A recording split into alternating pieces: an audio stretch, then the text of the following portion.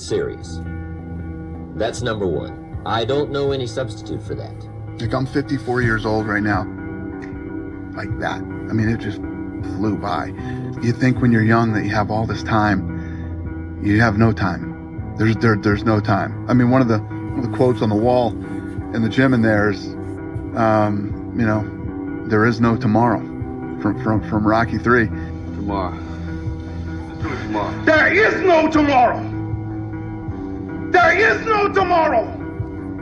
There is no tomorrow. 75 years. That's how much time you get if you're lucky. 75 years, 75 winters, 75 springtimes, 75 summers, and 75 autumns. 48 seconds. When you look at it like that, it's not a lot of time, is it? Don't waste them. Get your head out of the rat race and forget about the superficial things that preoccupy your existence and get back to what's important now. Changes over the long haul, and the way you have to look at it is if these two boats are going in a parallel direction and one of them just shifts 5 degrees. Over the course of time, this boat is going to be in a far different place than the other boat that's going the same way it was always going. The next year is going to go by whether you're doing something about your life or not. The next 10 months are going to go by whether somebody is working to make change or whether they're not. And they may think, oh my God, I'm so far overweight, I'll never get it under control, or I'm so behind in my bills, or I'm so, just depressed, or everything is so out of control. Well, you know what? You make those incremental changes, and then, pretty soon in December you go, hey, I'm way better off than I was at the end of February. So you made little changes and they all added up. And if you don't, by the end of the year, you're just in deeper. So every little bit matters. Write down what you're trying to get done. Write down what you need to get done on a long-term basis and what you need to get done on a short-term basis. And write off a checklist. Force yourself. Be accountable. Yeah, the difference between a dream and a goal is a timeline and accountability. Yeah, accountability is gigantic. You got to have somebody, whether it's yourself or a friend or somebody that's going to say, look, did you do what you said you were going to do by this time? And if you don't, hold your feet to the fire. Because, just sitting around dreaming someday, someday I'm going to get a different job. Someday I'm going to change this. Well, someday ain't a day of the week. There's Monday, Tuesday, Wednesday, Thursday, Friday, Saturday, Sunday. Look on your calendar. Some days not on that. I'm going to take this small step by here, this small step by there, this small step by there. And then pretty soon, we don't leap tall buildings in a single bound. We take it a floor at a time. Driven human beings are going to always feel like they're behind. They're going to always feel like they're not doing good enough. They're going to always feel like they're not far enough. They're going to always feel like you're losing. Look, winning, this is how it feels. 90% of the time, you're going to feel like you're getting your balls kicked in, all right? 8% of the time, you're going to be confused and you're frustrated. 2% of the time, you actually win. And those moments come and go, and then you're back in the 90%. And that's the reality of a winner's life. People don't understand it. They think it's all about cruising around in a cool car, having a free and happy and easy and go-lucky life. And that's not reality, because true winners, they're built for the battle. They don't find peace and joy and happiness in the win. They find what they're looking for in the fight.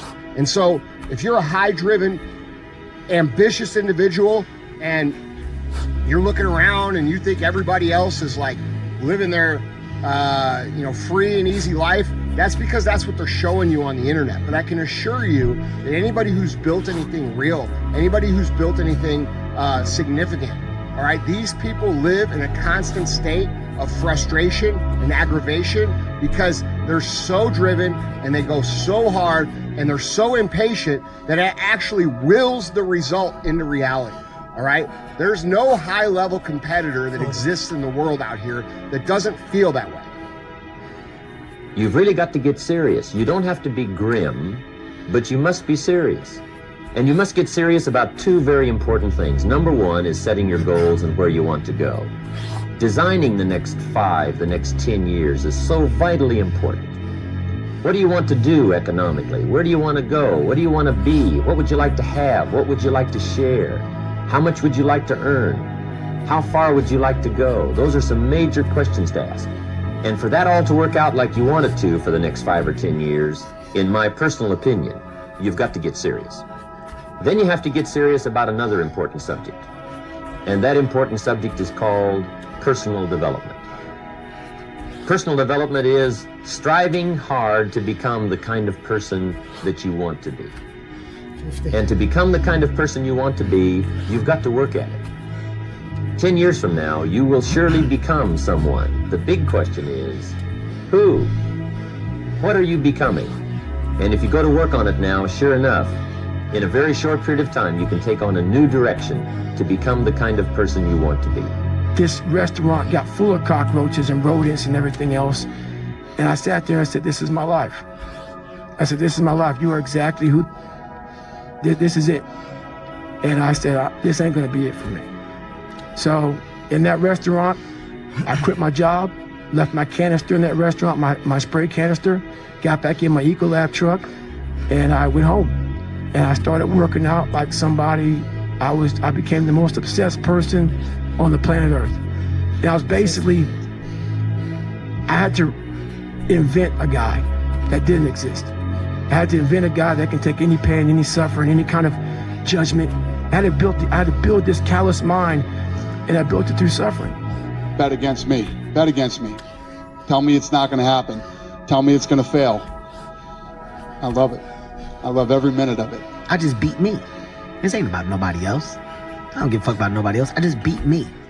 If I can keep beating myself, pause, if I can keep doing that, then that means that I'm in a battle with the only person that fucking makes sense.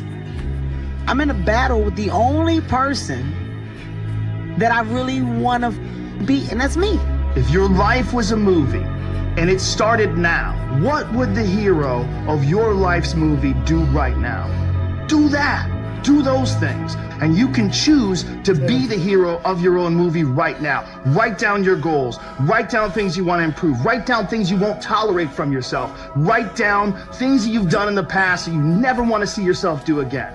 You can do it. Anyone can do it. We live in unique times. We live in one of the rarest times in human history where you can choose almost all of the input that comes your way. Whether it's the movies that you watch, the books you read, the podcasts you listen to, you can choose to be inspired.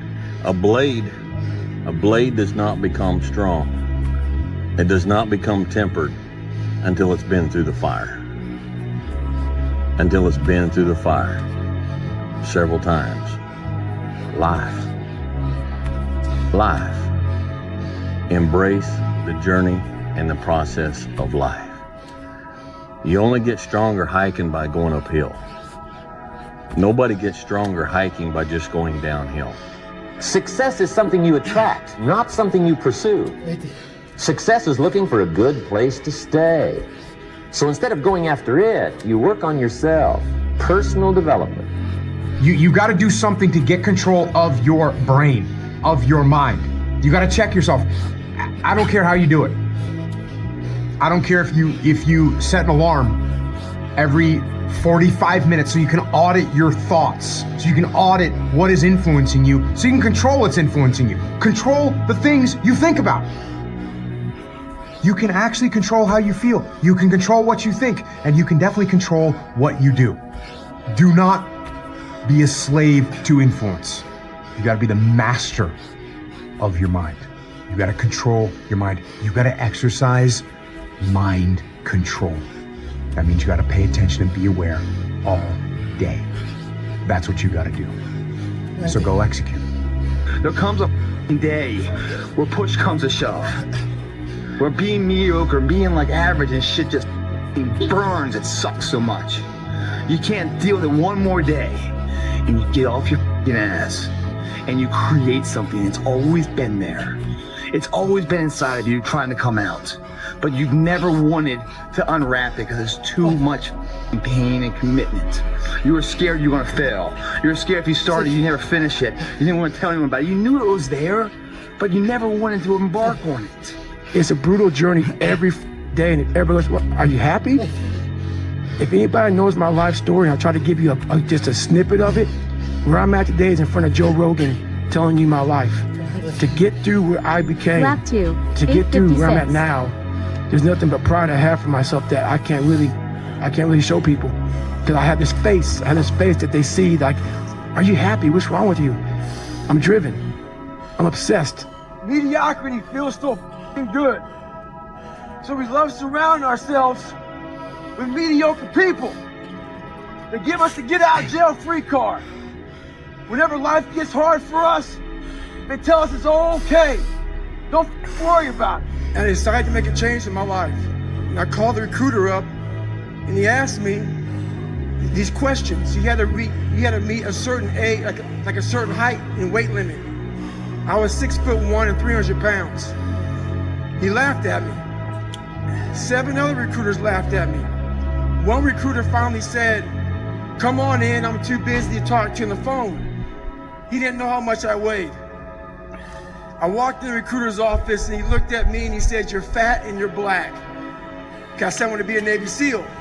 I didn't know there had only been 35 African American Navy SEALs at that time in over 70 years.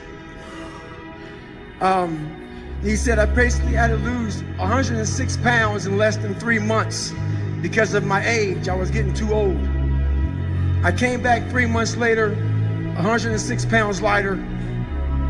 Thank you. You want to be great? You want to be the best motherfucker ever at what you do? You could be misunderstood by everybody because you're going to be so obsessed and so driven to get there. That's what it takes. That's a trip. It takes every second of your If anybody says balance, yeah, balance is important for a lot of people. It is. But if you want to go to that edge where people do not like you, don't understand you, question everything you do, you've arrived. When you are misunderstood to the point where people think you're psycho and you're nuts and you're this and that, why are you in the gym at 1 o'clock in the